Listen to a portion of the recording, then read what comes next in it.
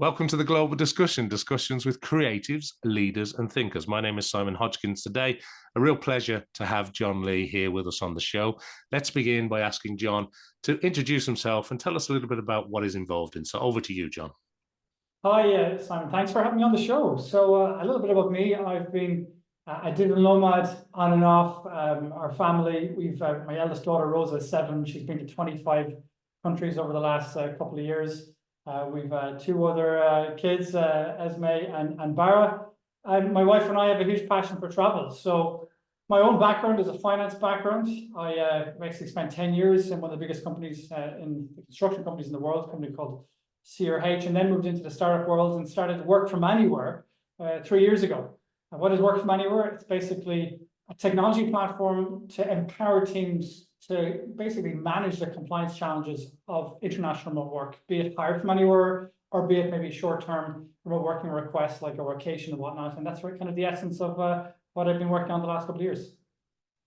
Well, you mentioned CRH, and I know a lot of our listeners will be familiar with that organization. I mean, they were in almost 700 places around the world, if not more. But I'm imagining your role there wasn't as nomadic as it is today by any stretch of the imagination. Absolutely not. I mean, unfortunately, digital nomads really don't have too much of a place for, structured permanent employee roles, certainly for contractor roles for sure. And again, the compliance risks come into that. Funny enough, with the CRH, in that period, I basically traveled to 150 operating locations across Europe and the US over that 10-year period.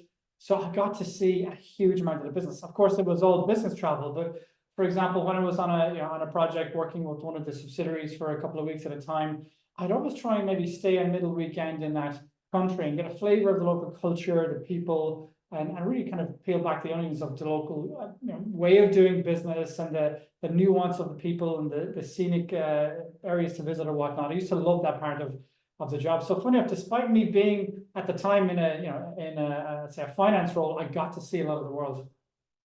Yeah, that makes sense. And of course, maybe that added to the travel bug that you had. But tell me a little bit about then, because you had a non-profit for a little while, didn't you? Yeah, and you were kind of doing that sort of well-being community type work as well, with travel being a part of that.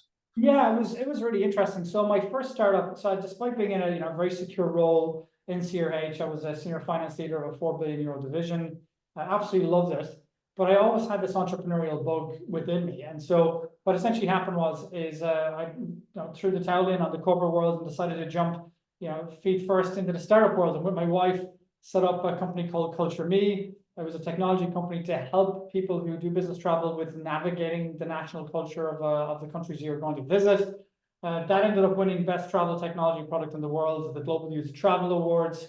But ultimately, at the time, obviously, COVID came, and that really blew a hole in the whole business travel industry. So that ended in failure, but I learned a heck of a lot from the process, let's say, despite the hardship. During that journey, I set up the Business Travel Wellbeing Community, which is a group of like-minded people to try and help change the conversation within business travel. And then after that, that's where I started work from anywhere. So I kind of in between took about a year out of just recalibrating myself, I would say re-energizing and resetting myself, the mind, body, heart, and soul, spending time with the family, and that's what kind of gave me the hunger and the energy to go after it again, work from anywhere.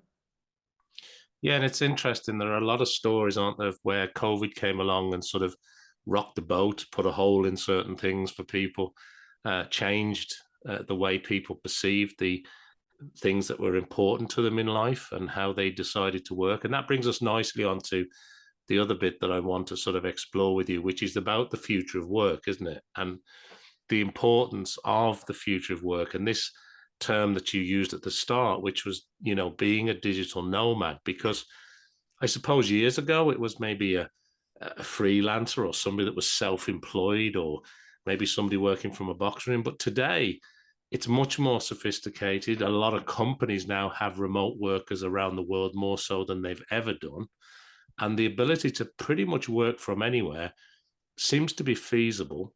But there are some important rules, whether that's tax-based, whether it's health and safety-based, whether it's mental health and well-being based.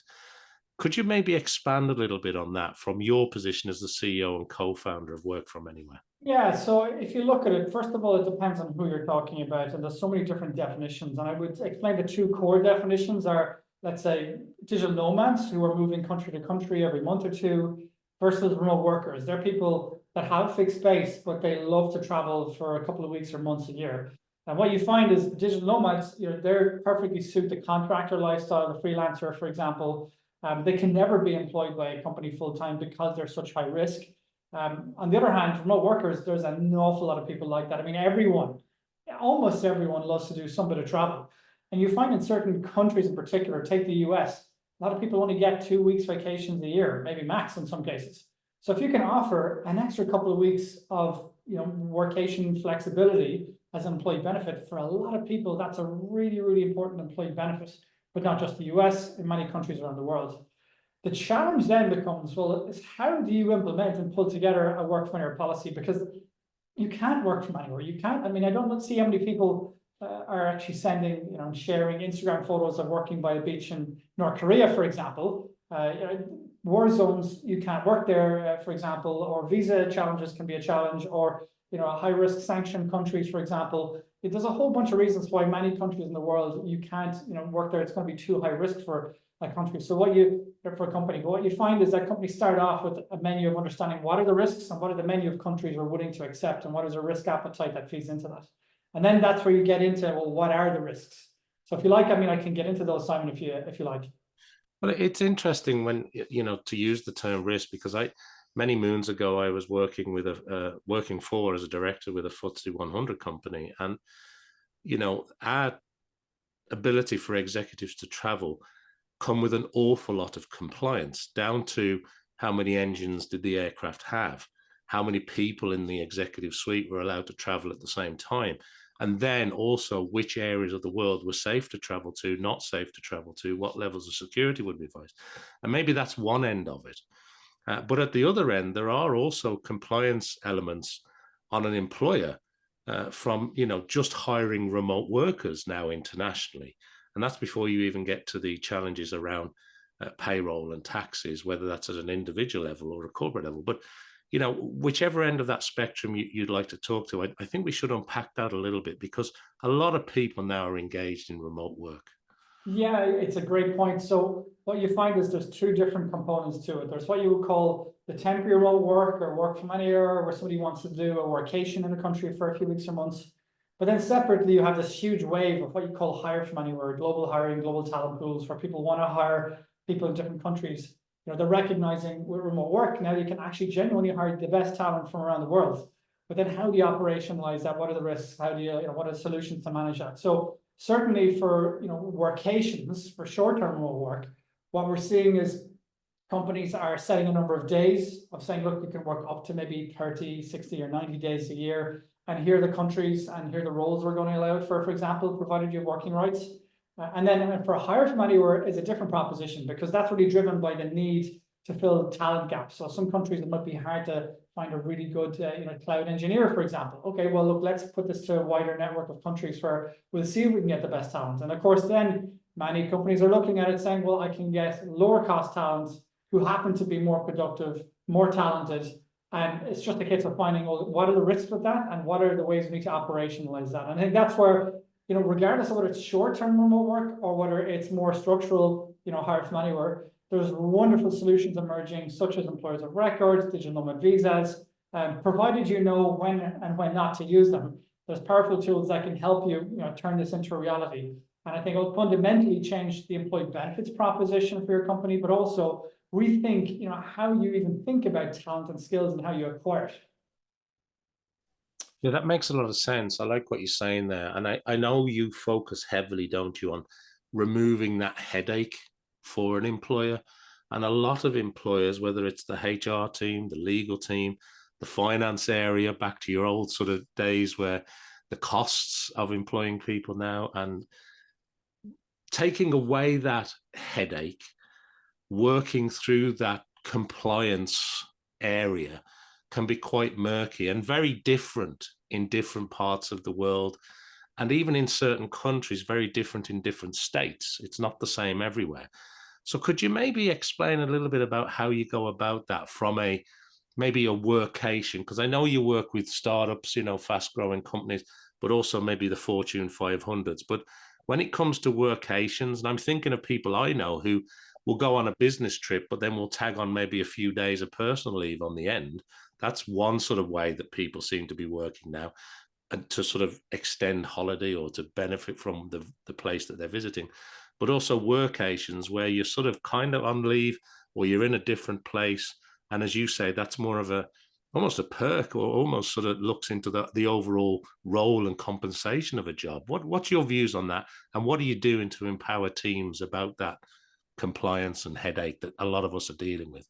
Well, it's exactly it. It's that headache side of it. So, I mean, what were companies doing a couple of years ago? In many cases, they were either saying, we're just going to allow people to do it and not worry about the risks until it comes and bites us in the ass.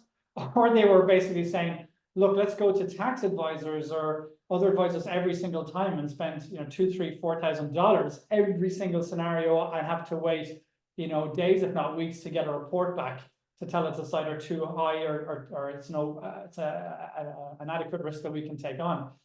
Now, what we do is we allow companies to, within seconds, put the information into a scenario and straight away get a traffic light risk output of going, is it green, is it orange, is it red, so that you can immediately decide, will I approve this workation, or will I allow the talent team to be able to make this hire here? And if so, what are the solutions? Is it a digital nomad visa? Do I need to go to a tax advisor because it's high risk and I still want to go ahead? I'm actually fine to just approve it full stop? And if so, what are the compliance checklist items I need to worry about? Do I need to actually get, an A1 social security certificate? If I do, where's the link to the local authorities where I can go and get that done? So the idea of the platform is that in seconds, you've got the decision making at your fingertips. You're not waiting weeks. You're literally able to get an ROI on this within a few days, especially if you do have a lot of these requests coming in. And so the whole point of it is that it will significantly reduce by a factor of 75% plus the amount of times you have to go to external advisors. But much more than that, you're able to get the answers quickly, which means, for example, let's say you have that cloud engineer you want to hire in Poland in the morning. They've got competing offers. What can we do? Can we say yes? And if we say yes, what is the structure going to be? Very different answer if it means we're going to have to set up a legal entity versus maybe hiring them as a contractor for a short-term period, or versus an employer of record. So you need to get those answers quickly. And so that's what we do with our own proprietary algorithm. We have literally thousands of different data points pulled into it that are able to help companies get that answer within seconds. Yeah, love that. And I suppose the other question that I have to ask you, because of your vantage point, is we saw during the pandemic, most places on the planet, you just couldn't go into an office anymore. You couldn't go into stores and shops, and a lot of places were shuttered. And that lasted for several years, depending on where you were.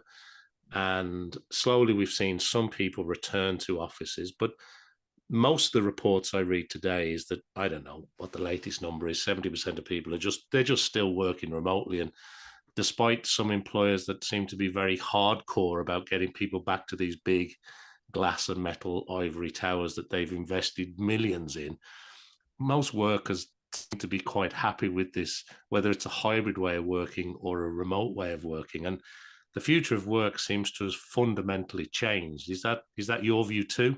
Well, completely, and I've been following this from a long way out, and there's so many different data points. I mean, first of all, if you talk about return to office is dead, and it's been dead for a long time. For the last at least 6 or 12 months, there's been, of course, a lot of publicity about return to office. The amount of times return to office has appeared in the pages of newspapers, magazines, and publications has gone up quite frequently. But the fundamental facts of it are that if you look at, for example, transit data, and Nick Bloom is a researcher in the US, he looks at transit data in different countries around the world. And you see, for example, how full they are on certain days, using it as a proxy for remote work. And then you're looking at the Castle Index, where you're looking at the data around how full they are at different days of the week. The bottom line is, return to office, we're hearing a lot more of it, but it's fundamentally the same story. Everyone still is working remotely. And another example is a Mercer survey. They surveyed, hundreds and hundreds of companies, and basically 78% of companies, are already allowing work from anywhere, some ad hoc, some structural, and they expect it to grow in future. So whether you're talking about domestic remote work or you're talking about remote, like work from anywhere. For me, there's no doubt it's at the very least, it's not going to decrease. It may flat or grow, but it's depending on how aggressively you might see that. But the fundamental message is that it's not going away. So while e-commerce as a percentage of let's say retail sales had a bump up in the pandemic and went back to the long-term trend line, that has not been the case for remote work. I mean, it's really been a structural behavioral shift in, you know, how we, much more than how we work and how we live.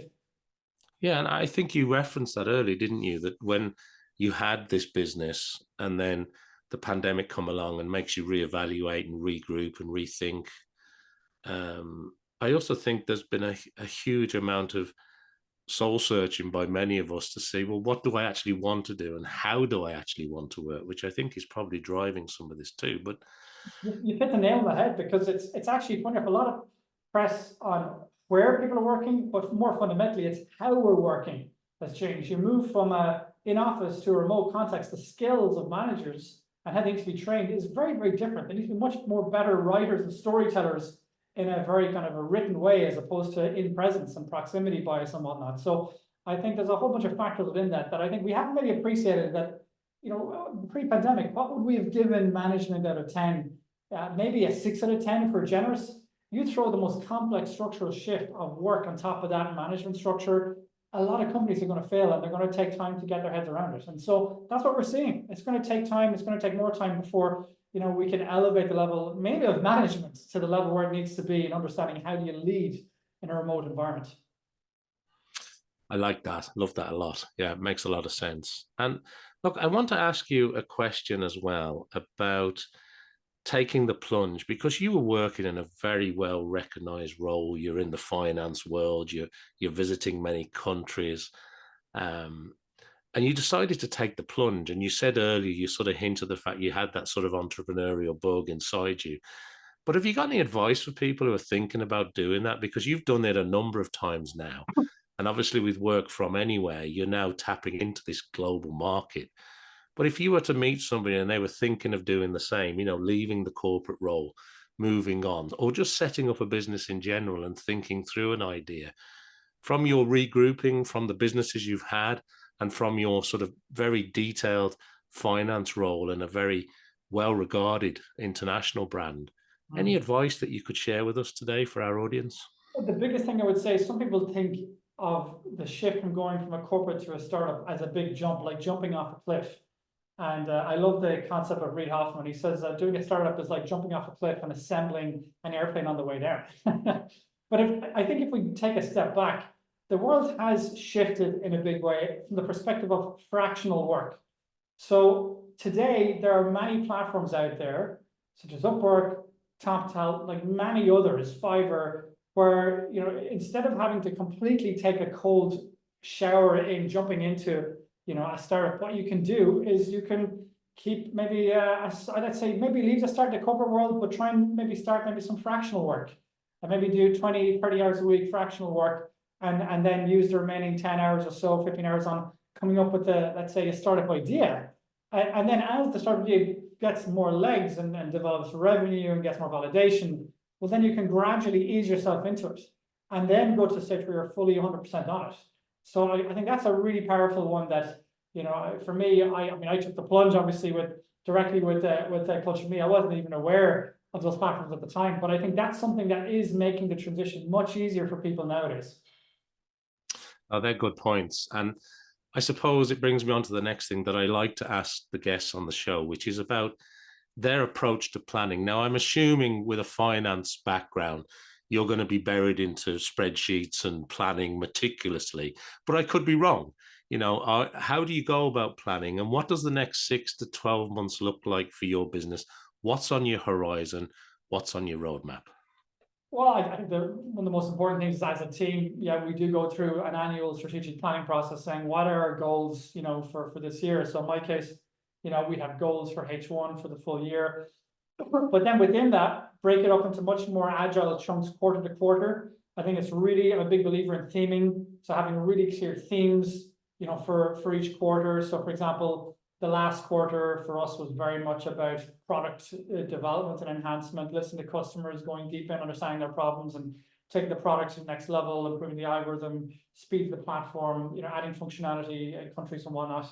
Whereas, for example, this coming quarter, it's very much about, going into the sales and marketing piece of it, and going through waves of different focus areas, because you have to pick your battles. I think, particularly when you're doing a startup, it's so much about focus. It's as much about what you don't do as what you do.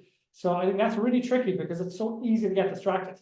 But I'm a big believer in teams, and for us, the strategic plan process is great, but at the same time, I'm also conscious that you have to be agile. And so for us, it's not just even about quarter to quarter. It's literally about week to week, day to day, being flexible about what's coming up and where we need to spend our time.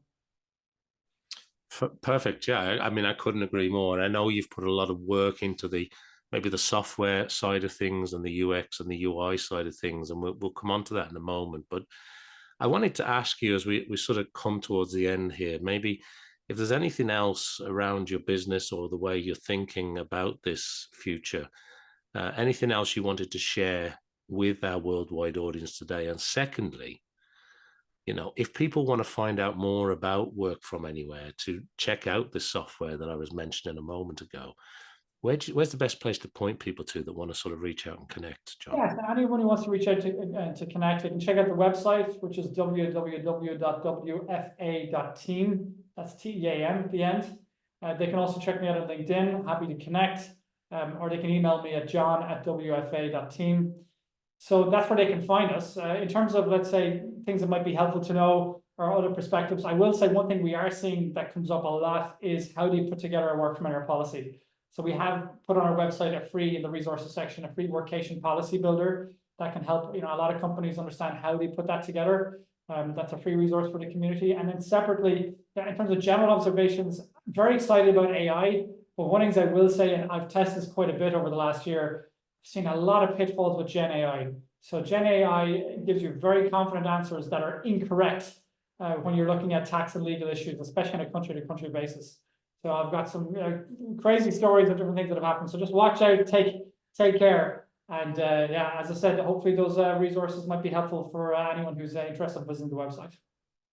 Well, that's great. So look, we would encourage everybody to go and check out wfa.team and all the great work that John and his team are doing there. And of course, check out that workation policy builder, because I think that's a very helpful tool for people that are looking maybe to take some of that hard work out of the drafting of that, or at least getting their head around what should a policy look like, because that's really important as well. Just from being able to plan it properly and also from a compliance perspective, so that's really, really important. I would say as well, for any of the audience listening, if they do want like a free 7-day trial of the platform, feel free to reach out to me. I can send the details. I'm more than happy to do that if it was helpful to anyone in the audience. And I really appreciate you having me on, Simon. It was a real pleasure. Well, look, John, thanks very much for that offer to people watching or listening to this episode around the world. It brings us nicely to the end of our time together today here on the Global Discussion. And all I want to do is maybe just finish by asking people to like, follow, subscribe, and of course, share this episode with their own connections. And make sure that you join me back here for some more discussions with creatives and leaders and thinkers, just like John and the team at Work From Anywhere. But thanks, John. It's been a real pleasure to talk to you today. Thanks very much, Simon. Mind yourself. Thank you.